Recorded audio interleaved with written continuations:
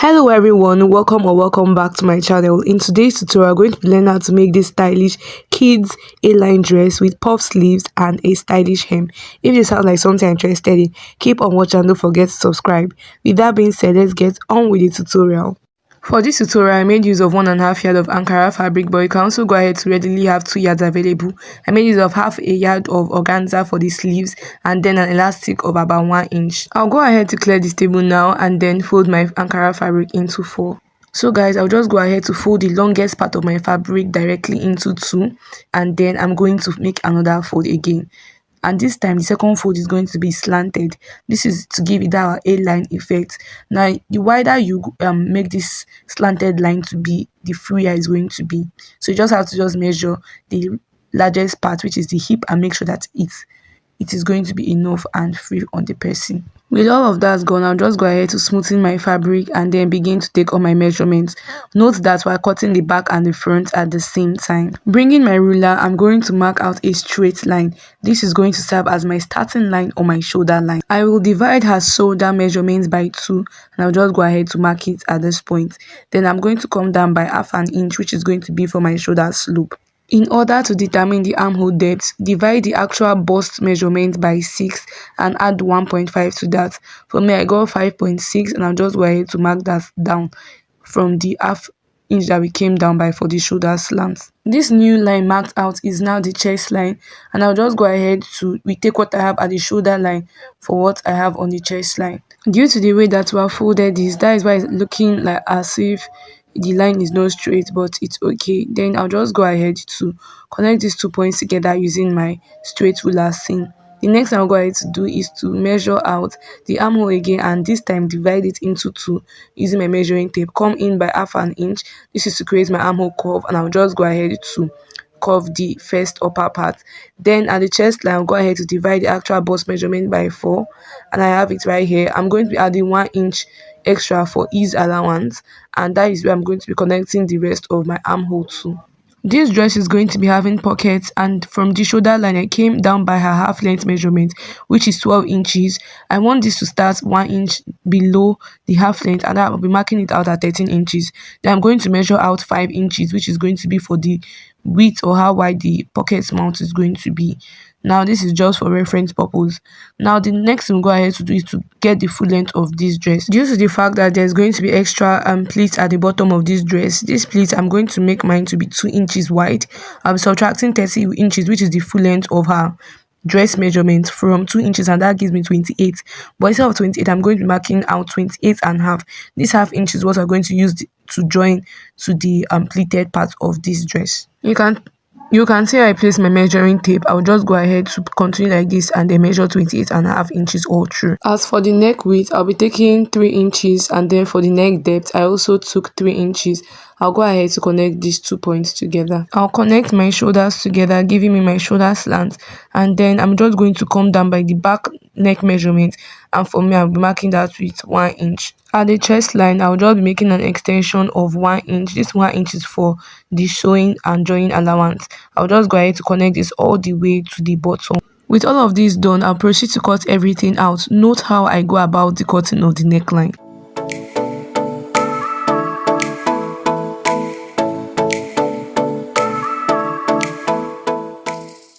As you can see guys, I gave half an inch towards the shoulder region for joining the both shoulders together, and I cut the back neckline out first. I'll separate them now to modify the both pieces. So for the front one, I'll just go ahead to cut out what we already have marked here. Then bringing the second piece, which is going to serve as the back, we're just going to modify this.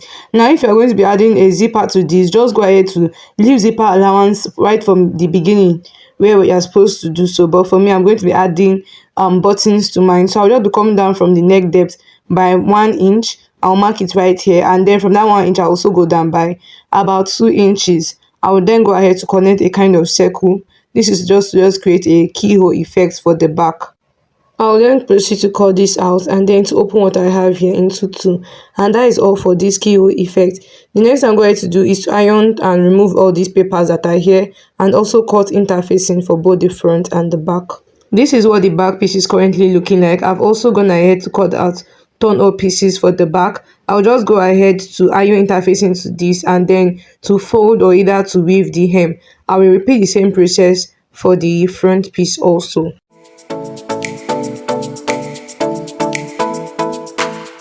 So guys, this is what the front turn up is looking like. As you can see, I've gone ahead to iron interface and also to weave the edges. Now what I'm going to do is to place them right sides facing each other, and then just go ahead to align my interface correctly. I will use pins to hold this, and then I'm just going to stitch around the neckline all through. Bringing my bow back pieces, this is what I have it looking like. I'll just go ahead to place my turn up right sides facing the right sides of the back pieces, and then I'm just going to go ahead to pin it all through.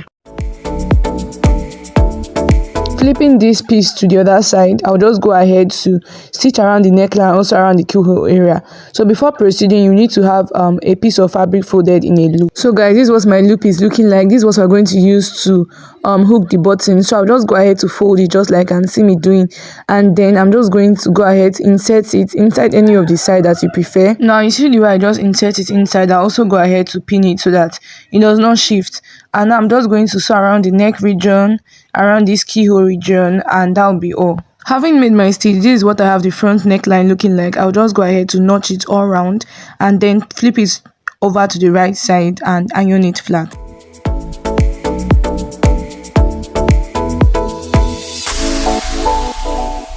So guys, this is what I have the back neckline looking like. I'll just go ahead to flip it towards this side, and I'll be using this as a guide in order to notch it. So I'll just go ahead to notch it all around just like you can see.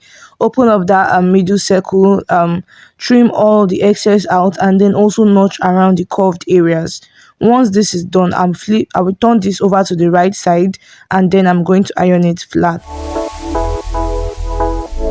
This is what the front of the well ironed piece is looking like, and flipping into the back, this is what I have. Can you see how neat this is, guys?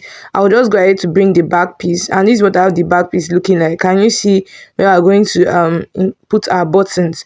So I'll just go ahead to place this right side facing each other, and then I'm going to sew the shoulder just like you can see me demonstrating. So guys, this is what I have it looking like, having joined my shoulders together and also with the armhole. Now the next thing go ahead to do is to take the measurement of what I have around here at the armhole, and for me I have mine to be 7.5 inches. So I'll just go ahead now to cut this out on my fabric, that is the sleeves. Bringing my organza fabric, which I have it to be half a yard, I will go ahead to fold my fabric in 4. This is to cut the 2 sleeves out together.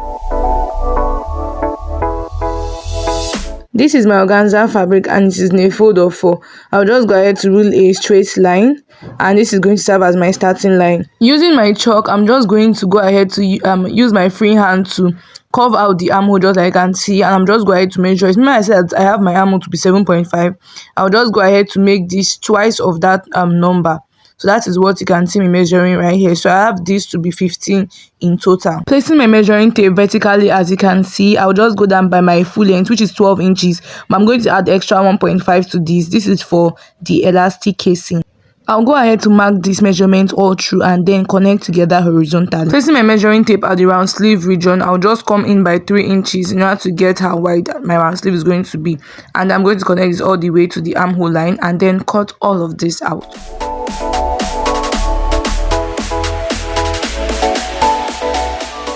And with that, I'm through with cutting out the sleeve. You will notice that I gave half an inch towards the top region. This is to join it to the armhole. Now I will just go ahead to iron this out. I'm done ironing it, and this is how smooth it's looking like. Now the next thing I'll go ahead to do is to fold it into 2 and then notch the middle place for the 2 pieces. After doing this, I'll just go ahead to fold the hem and create my channel. This is where we're going to pass the elastic through. Having folded the hem of the sleeve, this is what I have it looking like.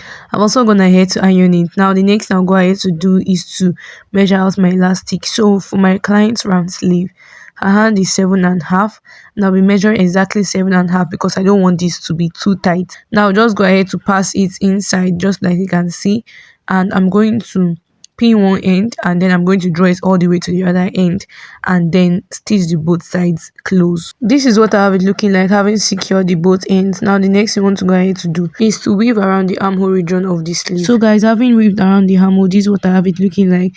Now you just go ahead to make sure you know where the middle is. I'm just going to align the middle to that of the shoulder, pin it together, and then we're going to stitch around the armhole. Do well to make printing when you get towards the top. This is to give it that puffy effect. So guys, this was my puff sleeve is looking like. Can you see how beautiful this is? Now the next thing I'm going to do is to flip all of this over to the other side, and then we're just going to go ahead to work on the pockets. So the first thing I'll go ahead to do is to align these 4 pocket points together, just like you can see. Then I'll determine the placement of my pockets. Now, can you remember that I earlier took this measurement? So I came down by 1 inch from my half length measurement, and then I also came down by 5 inches. You can go ahead to make use of what you are comfortable with. Now, I'll just go ahead to retake the same measurement all the way through, as if I'm connecting it that. Bringing my pocket, this is what I have it looking like, and I just told the girl to place her hands this way, and that was how I was able to just draw it out. So it measures 5 by 7 inches, and I'll just go ahead to pin it right from the top of where we marked, and then I'm going to stitch it all the way to the other end. And I'm going to repeat the same process all through, and then after joining them together, I'm also going to just weave it a bit, making an extension a bit, maybe by 2 inches at the top and then 2 inches at the bottom. Now guys, this is what the pocket side is looking like. The next thing I'll just go ahead to do is to shape the both sides. Remember that we took 1 inch for joining allowances. I'll just go ahead to take this all through and then also weave it. So guys, having joined the both sides and also weaved it all through, this is what I have it looking like. Now the next thing I'll just go ahead to do is to take the measurement of what I have at the lower area, and taking that I have it to be 24.25, I just go ahead to multiply that by 2 in order to get the circumference of the whole width. This is to enable us to cut out the pleated design at the hem of this dress. So guys, right here I have 2 strips of fabric, and in order to know how full you want yours to be, you just go ahead to multiply what the circumference of the entire hem by how many times you want it to be full. So you can go ahead to multiply by 2, 3, or even 4. This is going to even give it a much more fuller effect. But due to the fact that I'm just using 1.5 material, I'll go ahead to multiply mine by 2. Having joined the both sides of mine, I have it like this. Now the next thing go ahead to determine when cutting yours is how wide you want it to be. So I have mine to be 5 inches wide, and when I fold this into, I have it to be 2.5 inches. Remember that I said I want mine to be 2 inches of length. Now I'll just go ahead to stitch around this all the way through and also iron it flat. So guys, this is what I have it looking like. I've gone ahead to stitch it so that when we're making our pleats, it's going to be way easier for us. Bringing my main fabric, I'll just go ahead to align them right sides facing each other, just like you can see, and then I'm going to begin making my pleats gradually all through. Try and make the pleats to have the same kind of shape all through. Try and make the pleats to have the same size of width all through. So guys, having gone ahead to make my pleats, this is what it's looking like. Very nice. I also went ahead to weave the inside and ironed it very well. Now the next thing we'll just go ahead to work on is on the button area of the back. So for this, I've gone ahead to I'll be using my pressing button for this. If you want to know what about the making of pressing button, I have a video, or I have a short that's going to take you through the process of making it. Now just go ahead to insert it and then tack it.